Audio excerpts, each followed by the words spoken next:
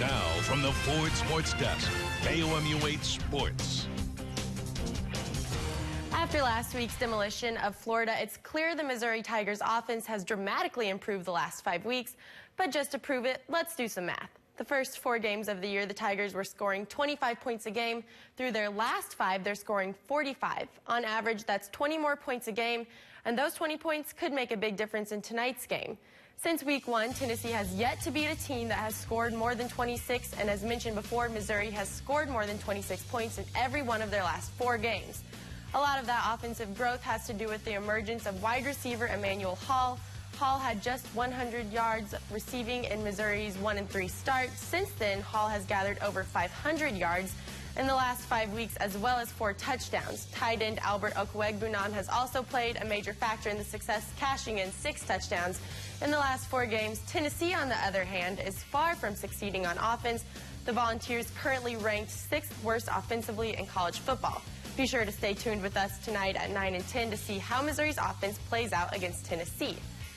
High school football playoffs continuing throughout mid-Missouri. Earlier today, we had some Class 1 action with the Western Hornets hosting the Monroe City Panthers.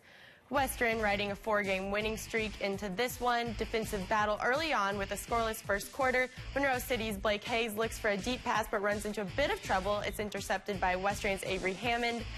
Western carried their next drive into the second quarter. Alex Young also looking deep, and he finds Chris Evans in the end zone. 29-yard catch to open the scoring for the Hornets. They go up 7-0, but that lead didn't last very long. Next drive, Monroe City responds with a 67-yard rush from Zachary Osborne. The Panthers would take on a lead. Successful 2-point conversion. After that, they are up 8-7.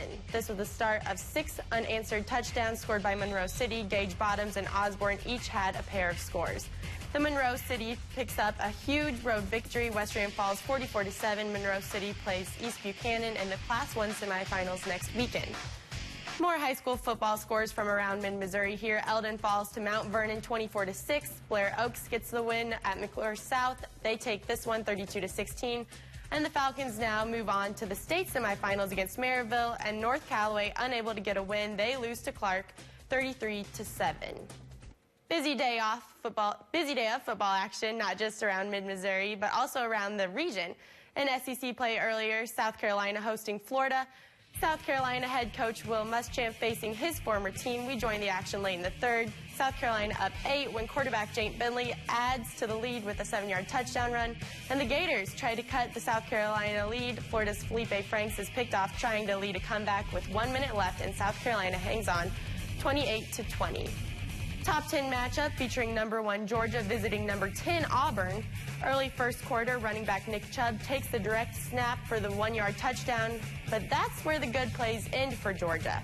Later in the first half, Auburn's up by 2. Quarterback Jarrett Stidham hits Darius Slayton on this 42-yard bomb for the score. Tigers up 16-7.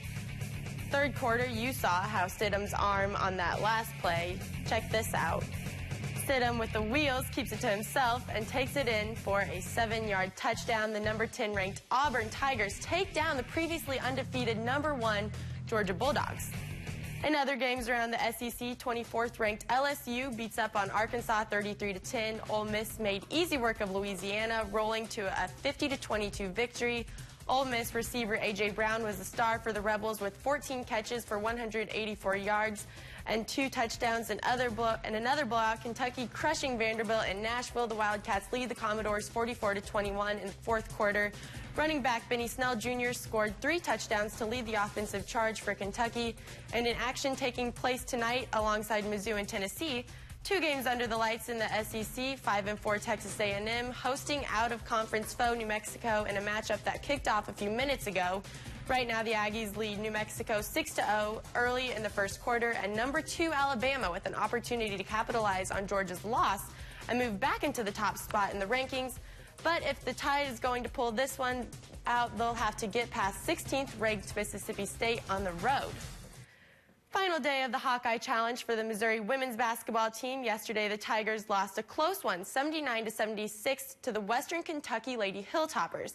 Today, they're facing off against the Quinnipiac Bobcats, and Missouri gets their first win of the season, beating Quinnipiac by double digits, 66-51. The Tigers got a huge boost from the three-point line, making 5 out of 12 shots. Jordan Frericks getting off to a really strong start following the last year's season-ending injury. Yesterday, she scored 24. Today, she led all scorers with 23. She also gets the double-double by coming down with 16 rebounds. Not one of Sophie Cunningham's strongest performances, though. Just 11 points from her. The Tigers will ride that win back to Columbia as they face off against Wright State this upcoming Thursday. And that's all for sports.